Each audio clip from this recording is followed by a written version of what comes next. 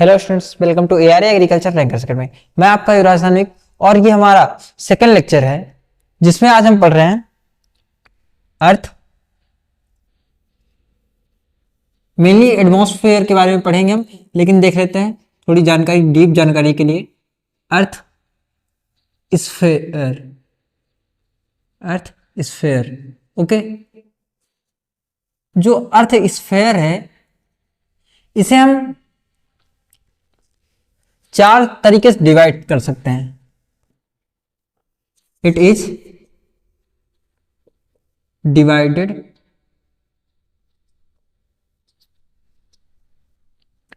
इन 4 parts.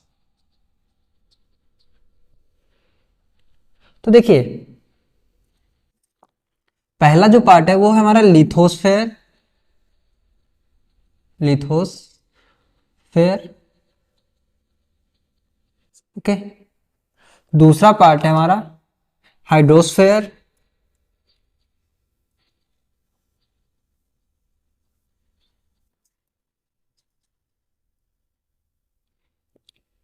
Number 3 ये हमारा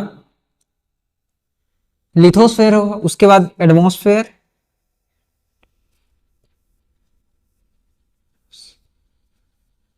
fair number 4 पर आता है। वैसे ये इतना इंपॉर्टेंट नहीं होता, लेकिन इसे अब है तो है बायोस्फेयर। ओके, देखिए लिथोस्फेयर को कहते हैं थलमंडल, थल मंडल। ओके, और इसे कहते हैं जलमंडल,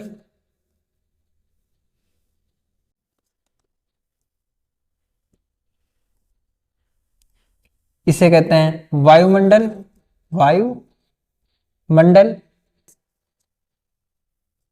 मेनली हमें इसके बारे में ही पढ़ना है, पूरा लेक्चर इस पर ही है, लेकिन मैं सिर्फ समझाने के लिए आपको ये मैंने बता रहा हूं। और इसे कहते हैं जैव मंडल, जैव मंडल। अब बात करते हैं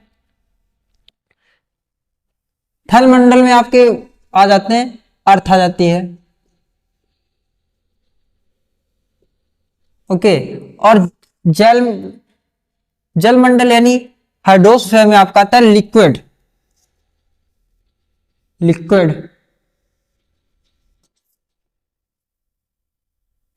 के बारे में अध्ययन किया जाता है। उसके बाद वायुमंडल में गैसेस आ जाती हैं।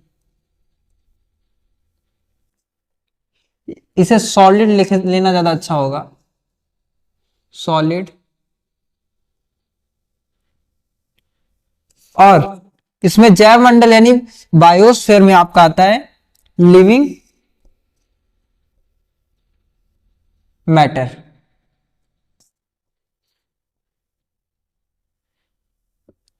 ओके, अगर अब हम ग्राफ इसे दिखाना चाहें कि बायोस्फीयर कहां पर होता है, तो हम इसे ऐसे दिखा सकते हैं। ये देखिए, इधर नीचे बना देते हैं, ज्यादा अच्छा होगा। तो जगह है, हमने कैसे ट्रायंगल बनाया। चलिए, ये हमारा एटमॉस्फेयर हो गया, हाफ में लिख देता हूं। और ये हमारा लिथोस्फेयर हो गया। Okay, lithosphere. और ये हमारा हो गया हाइड्रोस्फेयर। उसके बीच में एग्जिस्ट करता है हमारा बायोस्फीयर।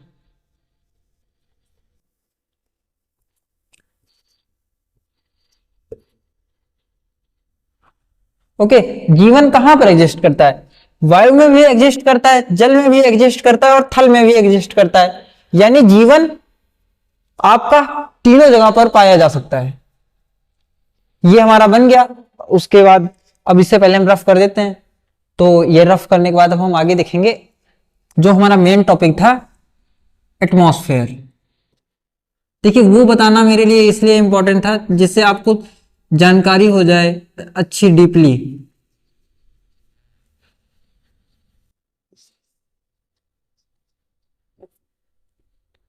एटमॉस्फेयर, देखिए एटमॉस्फेयर मैंने अभी जो लिखा उसमें मैंने उसके सामने लिखा gases.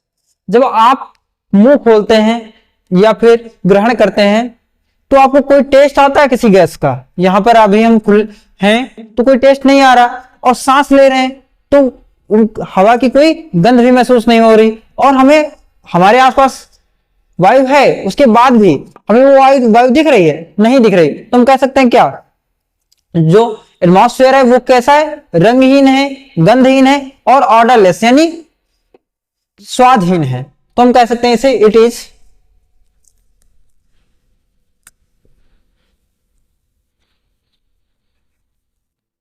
Is odourless,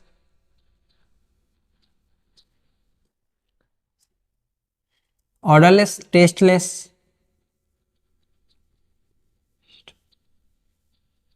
less and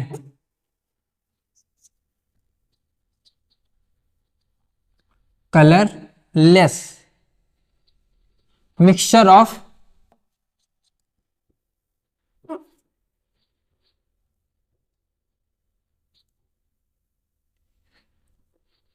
colourless mixture of gases.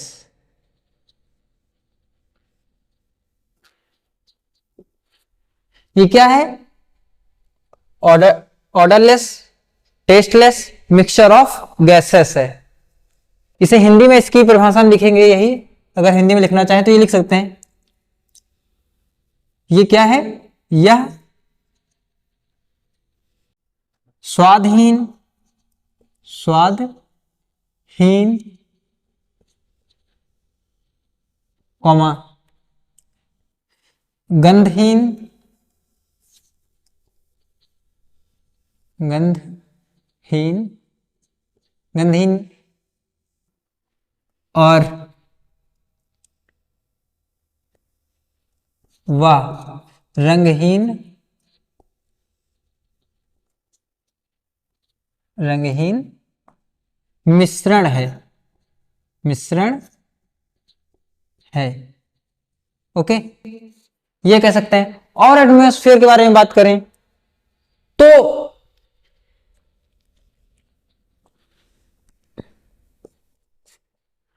जब एटमॉस्फेयर की बात करते हैं तो हम एक कहते हैं कि आसमान की ओर देखते हैं, कहते हैं वो एटमॉस्फेयर है, लेकिन इंपॉर्टेंट ये है कि वो कहां तक है, उसकी कोई सीमा है? ऐसा थोड़ी कि ऊपर तक देखते हैं, वो तो अंतरिक्ष भी दिखता है हमें, उसकी एक सीमा है। उस आधार पर हम क्या कहेंगे इसे?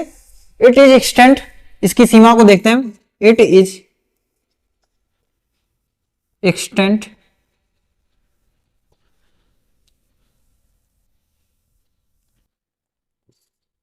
Up two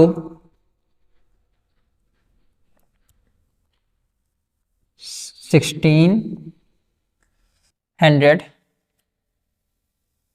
kilometre of earth surface, earth surface due to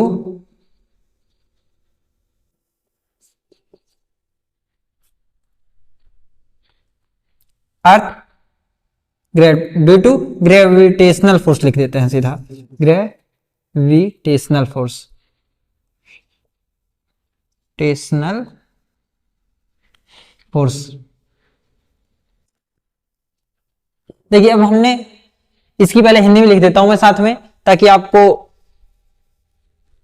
Hindi की बात लिख देते हैं तुरंत इसे, हिंदी वाले बच्चों के लिए। इसकी हिंदी है, यह पृथ्वी की सतह से, पृथ्वी की सतह से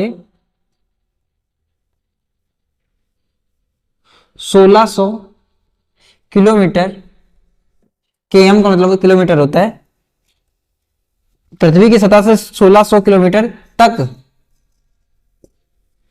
पृथ्वी के गुरुत्वाकर्षण, गुरुत्वाकर्षण बल के कारण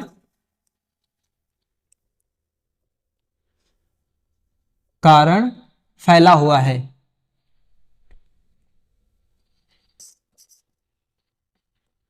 फैला हुआ है। देखिए इसकी जो ऊंचाई है एटमॉस्फेयर की वो कितनी है हमारी, 1600 किलोमीटर तक ही फैला है। उसके बाद जो है वो सब अंतरिक्ष है। अब यहां पर बात आती है गुरुत्वाकर्षण की। हमें ऊंचाई बतानी है तो हमने गुरुत्वाकर्षण की बात की। क्यों की बात हमने इसलिए की क्योंकि उस एटमॉस्फेयर को बांधे कौन रखता है, ये गुरुत्वाकर्षण। ऐसे तो वो उड़कर इस पृथ्वी एक प्लेनेट है, ये उड़कर और कहीं भी जा सकता है और कहीं चला जाता, लेकिन वो किस कारण रुका हुआ है, तो वो है गुरुत्वाकर्षण बल। जो पृथ्वी अपने गुरुत्वाकर्षण बल के कारण एटमॉस्फेयर को अपने चारों ओर रोके हुए है। एक ये हो गया। 99.9% 99.9% total mass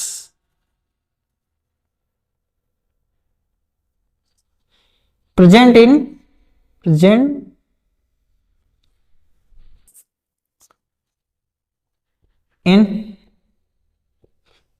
20 kilometre of atmosphere.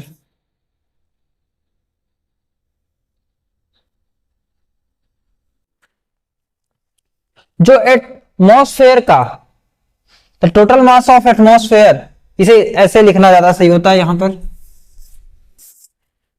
The total, ऐसे कर देता हूं, the total mass of atmosphere. ये एटमॉस्फेयर लिखा है, एटीएम कर दिया मैंने इसे, समझ जाइए।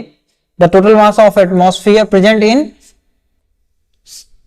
14 केमी, यानी कि इसका जो 99.9% मास है वो कहां पर प्रेजेंट है, वो है 40 किलोमीटर तक। हिंदी में लिखिए फिर समझते हैं, एक बार इससे देखते हैं। इसे हिंदी में लिख देता हूं बच्चों के लिए। वायुमंडल का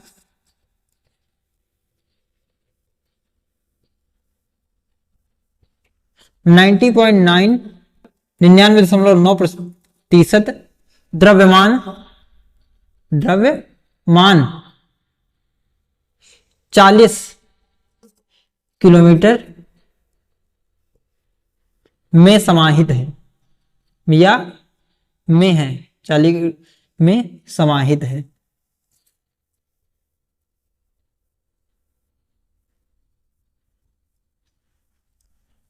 देखिए गुरुत्वाकर्षण बल की विशेषता यही होती है कि जो चीज उसके जितने पास होगी, जो चीज उसके जितने पास होगी वो उस पर उतना अधिक बल लगाएगा। ओके, तो जो द्रव्यमान होता है जितना भी हमारे वायुमंडल एटमॉस्फेयर का, वो 40 किलोमीटर में ही समाहित रहता है। क्यों रहता है, क्योंकि गुरुत्वाकर्षण बल के कारण पृथ्वी उसे अपनी ओर खींचे रखती है। इसलिए 99.9% द्रव्यमान वायुमंडल का कहां कितनी दूरी तक पाया जाता है, सिर्फ और सिर्फ 40 किलोमीटर में ही रह जाता है। अब बात करते हैं इसके, इसे रफ कर देते हैं, कंपोजिशन बताता हूं मैं आपको। अब हम देख लेते हैं एटमॉस्फेयर में सभी गैसों का जो कंपोजिशन है वो किस प्रकार से है।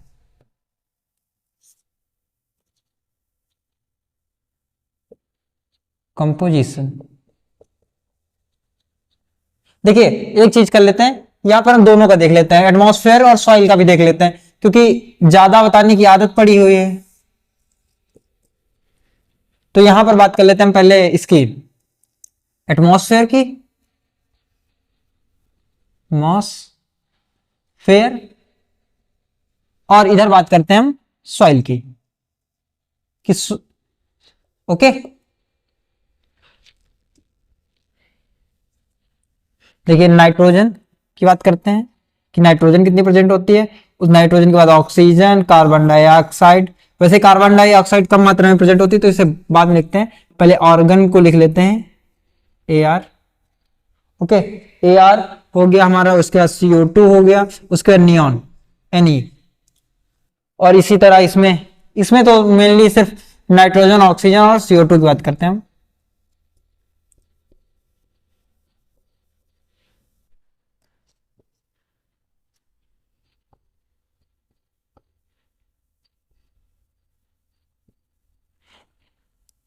तो अब बात करते हैं नाइट्रोजन की। तो नाइट्रोजन जो इसमें प्रेजेंट होता है वो होता है 78%, लेकिन लोग कहते हैं कि 78% होता है, ये तो बच्चों की बात हो गई, लेकिन इसकी करेक्ट वैल्यू जो होती है 0.8% लगा देने से बढ़ जाती है। इससे पता चलता है कि आपके पास वाकई में अच्छी नॉलेज है। और उसके बाद बात करते हैं ऑक्सीजन की। लोग कहते हैं कि ये ऑक्सीजन 21% प्रेजेंट है, 21%। हालांकि अगर हम मैथमेटिक्स के जो रूल होते हैं वो फॉलो करेंगे तो वही होता है, लेकिन ये रियलिटी में होता है 20.5%। और आर्गन जो होता है वो होता है हमारा 0.93%। और कार्बन डाइऑक्साइड 0.03%। और नियॉन की बात करें तो नियॉन हमारा प्रेजेंट होता है 0.0001%। अब बात करते हैं सॉइल में। सॉइल में नाइट्रोजन जो हमारी प्रेजेंट होती है वो होती है 79.02%। और ऑक्सीजन जो प्रेजेंट होती है इसमें वो होती है 20.6%। और CO2 इसकी तुलना में कम से कम 10 गुना, इसकी जो एटमॉस्फेयर में हमारी CO2 प्रेजेंट है इसकी तुलना में लगभग 10 गुना कह सकते हैं ज्यादा परसेंटेज में उपस्थित होती है। ये होती है 0.15 से 0.30 इतनी प्रेजेंट होती है। ये कम से कम 10 गुना है, इसकी परसेंटेज का निशान लगा देना चाहिए वैसे। तो हम कह सकते हैं सॉइल में ज्यादा मात्रा में CO2 प्रेजेंट होती है अपेक्षाकृत एटमॉस्फेयर के। आगे देखते हैं हम। चलिए, जब एक चीज इसे रफ करने से पहले मुझे सही समय पर याद आ गई तो मैं पहले वो बता देता हूं आपको। ये सॉइल वाला मैं रफ कर रहा हूं। देखिए, एक चीज ये है कि एटमॉस्फेयर में सारी निष्क्रिय गैसें, इनर्ट गैसें जितनी भी होती हैं, आपकी हीलियम हो गई, नियॉन हो गए और जीनॉन हो गई, ये जितनी गैसें हैं सब एटमॉस्फेयर में प्रेजेंट होगी। कौन कौन सी एटमॉस्फेयर में? ये नियॉन हो गई, आर्गन हो गई, हीलियम हो गई और जीनॉन हो गया हमारा। ये सभी प्रेजेंट होती हैं, लेकिन are present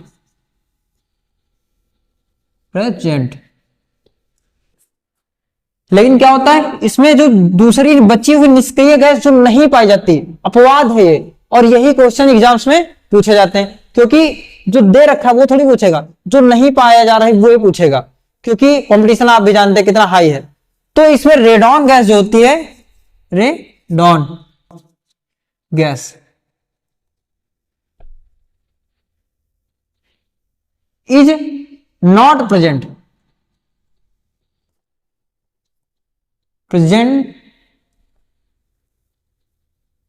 in atmosphere, in ATM लिख देता हूं मैं, इन एटमॉस्फेयर। अब बात करते हैं रेडॉन गैस करती क्या है। देखिए, रेडॉन गैस का प्रयोग किया जाता है जो भूकंप आते हैं उनकी भविष्यवाणी करने के लिए। तो इसे लिखेंगे radon gas, radon use for, भविष्यवाणी को इंग्लिश में कहते हैं हमारे prediction, prediction of earthquake,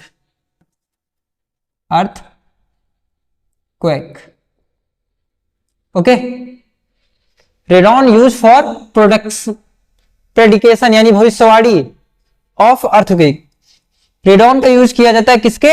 earthquake के प्रेडिक्शन यानी भविष्यवाणी के लिए। और रेडॉन की एक विशेषता होती है ये, radon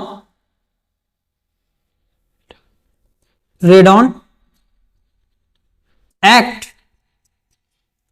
as a filter,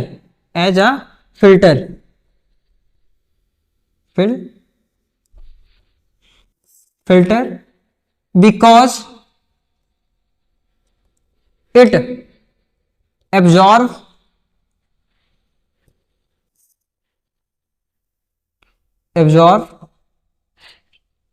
radiation, ultraviolet radiation कहना सही होगा,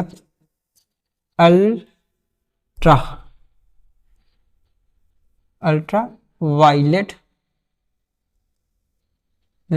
रेडिएशन।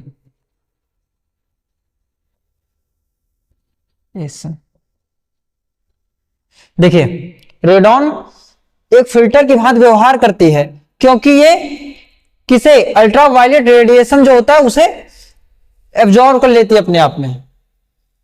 तो रेडॉन गैस के बारे में मैंने 3-4 चीजें बता दी, ये भी पूछी जा सकती हैं। और हमेशा मैंने बताया कि वो एग्जामिनर कोशिश करता है, जो पेपर सेट करते हैं वो ऐसे क्वेश्चन सेट कर रहे हैं इस समय जो काफी हाई लेवल के हो। ये CDS वगैरह में पूछे जा चुके हैं और एग्रीकल्चर एग्जाम्स में तो पूछे ही जाते हैं।